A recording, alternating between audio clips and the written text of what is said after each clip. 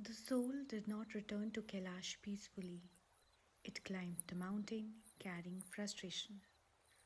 For weeks, it had thought about Shiva's words. For weeks, it had watched its thoughts, questioned its beliefs, examined its stories, and honestly, it was exhausted. When it finally reached Kailash, Shiva was sitting near a frozen lake, watching the moon reflected on the water. The soul did not bow, it did not sit quietly, it did not wait. Instead, it spoke immediately. Lord, I think you're wrong.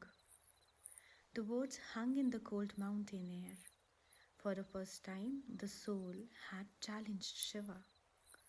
Shiva looked at the lake, then he laughed, not mockingly, but genuinely, as though he had been waiting for this moment. Good, Shiva said. The soul frowned. Good? Yes, Shiva smiled. People only begin thinking for themselves when they stop agreeing with everything. The soul wasn't amused. I am serious. So am I. The soul sat down heavily. I did everything you said.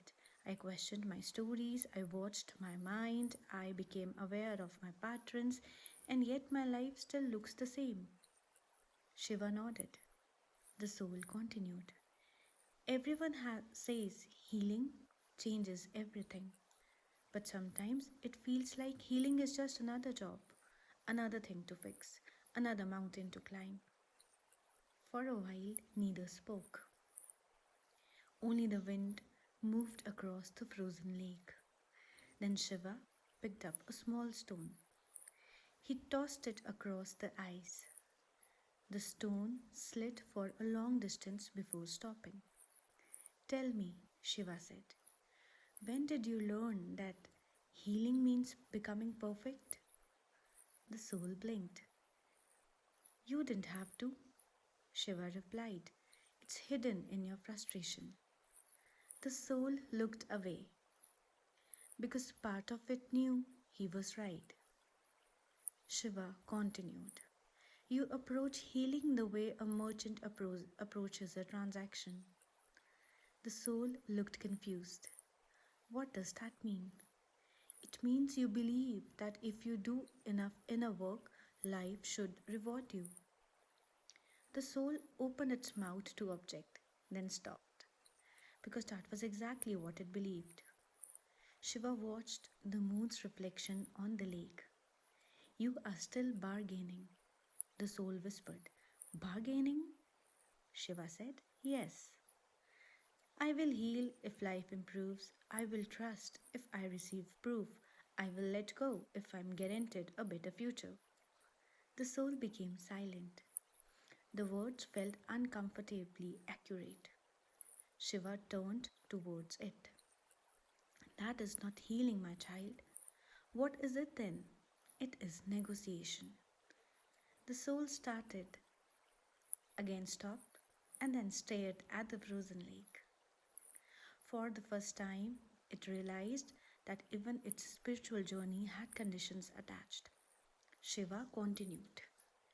You are trying to use healing to escape pain.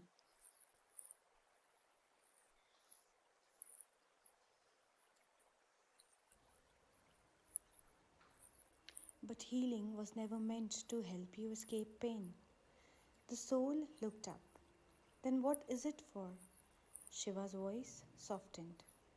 It helps you stop being afraid of it.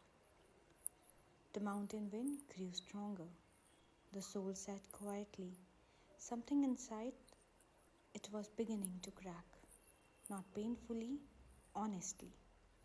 Shiva pointed toward the lake. What do you see? The moon. No, Shiva said.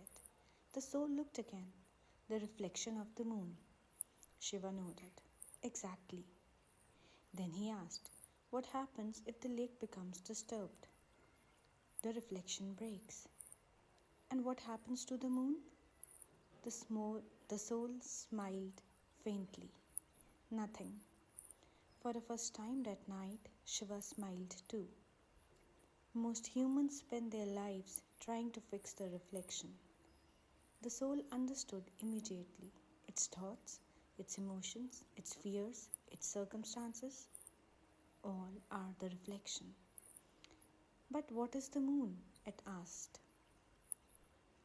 Shiva looked directly into its eyes, the part of you that was never broken.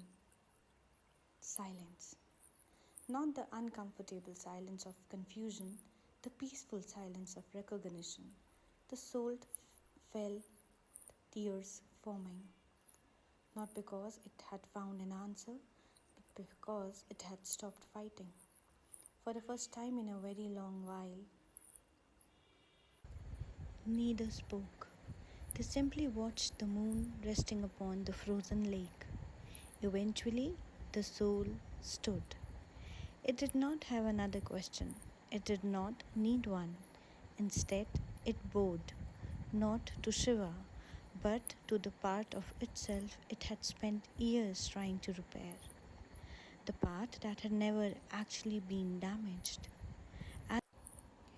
As it began walking down the mountain, Shiva called out one final thing. Now that you know you're not broken, the soul stopped. A smile appeared on Shiva's face. Tell me, what are you so afraid of receiving? The soul stood motionless because suddenly it knew exactly what the next journey would be about.